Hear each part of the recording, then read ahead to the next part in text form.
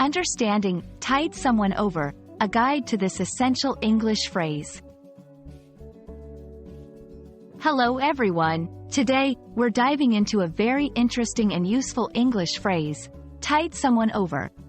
It's a phrase you might encounter in everyday conversations, movies, or books, and understanding it can really help you grasp the nuances of the English language.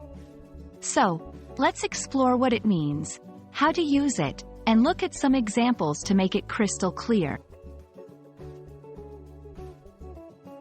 Tide someone over is a phrasal verb that means to support or sustain someone through a difficult or challenging period, especially with resources or necessities until the situation improves. The phrase often implies providing enough of something, like money or food, to last until more resources are available. The phrase originates from maritime language, where tide refers to the sea's rise and fall. In this context, tiding over meant using the tide to assist in moving a ship over an obstacle or through a difficult area. Metaphorically, it's come to mean helping someone get through a tough time, similar to how the tide helps a ship move forward. Using tide someone over in a sentence is straightforward.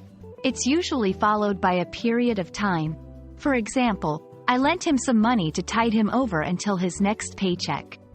These snacks should tide us over until dinner. Notice how it's often used in contexts of providing help or support that is enough to last until a more permanent solution is found. Let's look at some more examples to understand how to use tide someone over in various contexts. Financial support. She gave me a small loan to tide me over until I found a new job. Emotional support. His kind words helped to tide me over during a very tough time in my life. Practical help. We have enough supplies to tide us over through the storm. These examples show that the phrase can be used in different scenarios, not just for material or financial help. I hope this explanation helps you understand and use the phrase, tide someone over, confidently in your English conversations. It's a great phrase that shows empathy and support, characteristics that are always valuable in communication.